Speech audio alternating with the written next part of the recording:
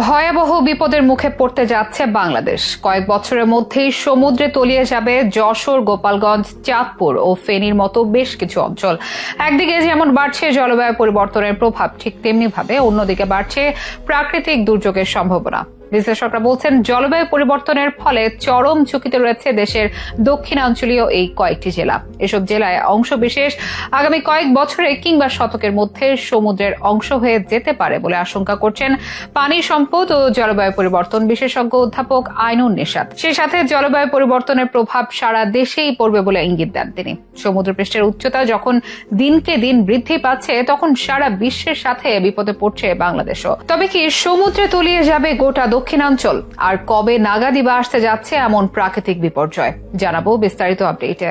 জলবায়ু পরিবর্তনের ফলে চরম ঝুঁকিতে রয়েছে দেশের দক্ষিণাঞ্চলীয় বেশ কয়েকটা জেলা। এর মধ্যে যশোর থেকে গোপালগঞ্জ, গোপালগঞ্জ থেকে চাঁদপুর ও চাঁদপুর থেকে ফেনীর দক্ষিণাংশ আগামী 100 বছরের মধ্যে সমুদ্রের তলে বিলীন হয়ে যেতে পারে বলে আশঙ্কা করছেন পানি সম্পদ ও জলবায়ু পরিবর্তন বিশেষজ্ঞ অধ্যাপক ডক্টর আইনুন নিশাত। এই পরিবর্তনটা আগামী 50 বছর বা তার কম সময়ের মধ্যে হতে পারে বলে আশঙ্কা তার। সে সঙ্গে জলবায়ু পরিবর্তনের প্রভাব সারা দেশে পড়ছে বলে জানান এই বিশেষজ্ঞ। রাজধানী জাতীয় প্রেস ক্লাবে জলবায়ু পরিবর্তন বিষয়ক এক সংলাপে অংশ নিয়ে ব্র্যাক বিশ্ববিদ্যালয়ের এমিরেটাস অধ্যাপক আইনুন নিশাত বিভিন্ন বিষয় তুলে ধরেন। জাতিসংঘের সংস্থা inter governmental panel on climate চেঞ্জের এক প্রতিবেদনের আলোক অধ্যাপক আইনুন নিশাত বলেন, রাজশাহী থেকে সিরাজগঞ্জ, সিরাজগঞ্জ থেকে কিশোরগঞ্জের ভৈরব এশারের মধ্যাঞ্চল লবণাক্ত হয়ে যাবে। তবে ঢাকা শহর যেহেতু খুব উঁচু, অর্থাৎ সমুদ্র পৃষ্ঠ থেকে উচ্চতা 25 ফুট, তাই ঢাকা শহর না ডুবলেও এর চারপাশে একসময় লবণাক্ত হয়ে যাবে। কামরাঙ্গীর চর বা জিঞ্জিরার উচ্চতা 5 থেকে 6 ফুট, তাই এসব এলাকাও পানির তলায় চলে যেতে পারে। লবণাক্ততা সমস্যার কথা তুলে ধরে এই জলবায়ু বিশেষজ্ঞ বলেন, বাংলাদেশ ভারতকে ফারাক্কা বাঁধ নির্মাণের সম্মতি দেওয়ার মধ্য দিয়ে লবণাক্ততার সমস্যা শুরু হয়। কেননা ওই বাঁধের কারণে উজান থেকে পানি আসা বন্ধ হয়ে গেছে, তাতে লবণাক্ততা বাড়া শুরু হয়েছে। তিনি আরো বলেন, প্রকৃতি বদলাচ্ছে, আমাদের এই প্রকৃতিকে বুঝতে হবে। ষড়ঋতুর বাংলাদেশ আজ 4 ঋতুতে পরিণত হয়েছে।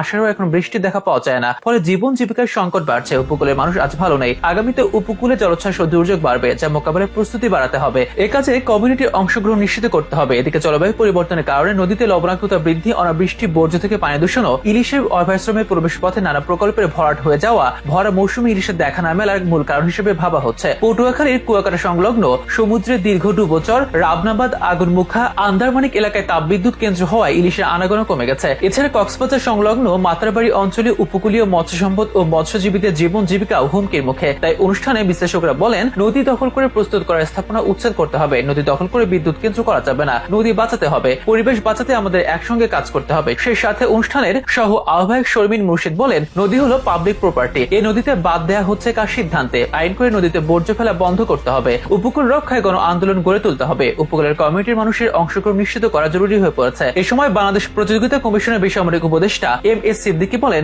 মানুষই যদি না থাকে তাহলে উন্নয়ন দিয়ে কি করব? তাই মানুষকে বাঁচিয়ে রাখতে হবে, বাঁচতে হবে নদী ও পরিবেশকে। জলবায়ু পরিবর্তনের প্রভাব ঠেকাতে সবাইকে একত্রে কাজ করতে হবে।